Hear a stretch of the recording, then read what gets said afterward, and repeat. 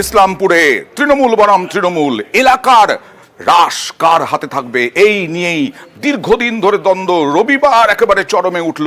প্রাক্তন অঞ্চল সভাপতির বাড়ি গাড়ি ভাঙচুর আগুন, অভিযোগ বর্তমান অঞ্চল সভাপতির অনুগামীদের বিরুদ্ধে। কি হয়েছে দেখুন।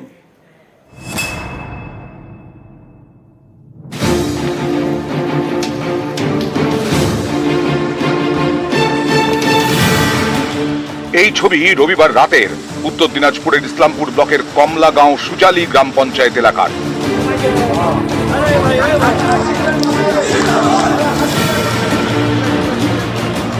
এই এলাকায় তৃণমূলের দ্বন্দ্ব দীর্ঘদিনের।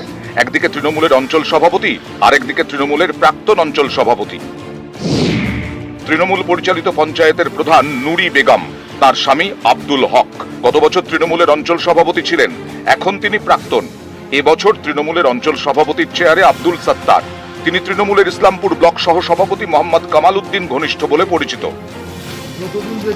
এলাকার রাশ কার দখলে থাকবে এ নিয়ে দুই গোষ্ঠীর লড়াই দীর্ঘদিনের। রবিবার রাতে তা চরমে পৌঁছয়। তৃণমূলের প্রাক্তন অঞ্চল সভাপতির বাড়িতে হামলা হয়, চলে ভাঙচুর, আব্দুল হকের গাড়িতেও আগুন ধরিয়ে দেওয়া হয়। অভিযোগের আঙুল তৃণমূলের বর্তমান অঞ্চল সভাপতি এবং ব্লক সহ সভাপতির অনুগামীদের দিকে। উপস্থিত থেকে সাইটে লোকজন দিয়ে আমার বাড়ি ঘর ভাঙচুর করেছে, গোডাউন লুট করেছে, গাড়িতে আগুন দিয়েছে, আমার পার্টি অফিস ভাঙচুর করেছে। যেদিন থেকে উনি সভাপতি হয়েছেন অঞ্চলের, একটার পর একটা যে আমাকে আক্রমণ করছে। টিএমসির হয়ে একজন টিএমসির প্রধানের পর অত্যাচার কেন করছে আমি বুঝতে পারছি না।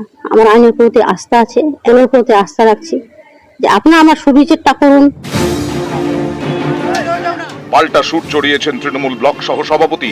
তার অভিযোগ, 1 বছর পঞ্চায়েত অফিসে বসেন না প্রধান, এ নিয়ে ক্ষোভ জমছে। সেদিক থেকে নজর ঘোরাতেই বোমাবাজি করে তৃণমূলের প্রাক্তন অঞ্চল সভাপতির লোকজন। না, গাড়িতে বম ছিল, বাড়ির মধ্যে বম বাস হয়েছে, বাইরে থেকে দুটো আওয়াজ এদিক দিয়ে শোনা গেছে, কিন্তু কারা করেছে কে করেছে আমরা এখনো পর্যন্ত জানি না। এই পঞ্চায়েতে আসে না, এই যে কাজকর্ম না করার জন্য মানুষের একটা জনরোষ তৈরি হয়ে গেছে ওনার বিরুদ্ধে, এবং আমাদের দল থেকে ওনাকে এই দুর্নীতির জন্য একটা শোকজ করা হয়েছে। নিউজ 18 বাংলা। আসানসোল দেখিয়ে ছিনতাইয়ের চেষ্টা, সোশ্যাল মিডিয়ায় ভাইরাল সেই ছবি। ব্যবসায়ী রুখে দাঁড়াতেই ছিনতাইকারী পালায়, এই রকমটাই দেখা যাচ্ছে।